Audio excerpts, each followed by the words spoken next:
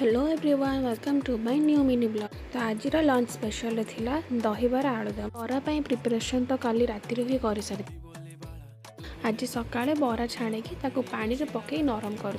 तो देखो केते क्रिस्पी क्रिस्पी बरा छणा होइछि। सबुतिक बरा छाणी ताको पानी रे पकई एमती 2 घंटा छाड़ी देबा। तापर आलुदम प्रिपरेशन करबा। तो आलुदम पाए प्रथमे मसला टिके भल भाबे कसी तापर से आलू पकई आउ टिके कसी पुणी पानी देकी ताको टिके फुटेइबा आ लास्ट रे धनिया पत्र पकई टिके गार्निश करदेबा। तो देखंतु एबे हमर आलुदम मध्य प्रस्तुत हो गलानी। आ एपटे बरा मध्य बहुत सॉफ्ट आउ टिके फुली सरलानी। तापर आमे बरारु सबुतिक पानी निगाड़ी की सेथिरे दही पानी। तो प्रथमे भृषंग पत्र सुखिला मर्च फुटण को बघारिकी रख से दही जीरा लंका गुंड लुण और टिके चीनी देकी भल भाव घाटापर से दही पानी को नहीं बरारे देबा। आ देखंत ए प्रस्तुत हो गला हमर नरम नरम दही बरा। तापर चलंतु ए प्लेटिंग करबा।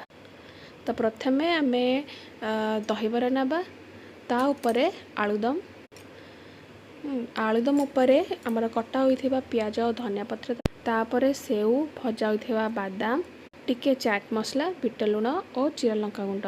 सतरे आज तो यहाँ बहुत टेस्टी आपण मैंने भी निहाती बन की ट्राए कर। दहीबरा आलुदम तो आम ओडिया मानकर इमोशन। तो वीडियोटी भल लगी please like share and subscribe करदे। Thank you for watching. Bye bye.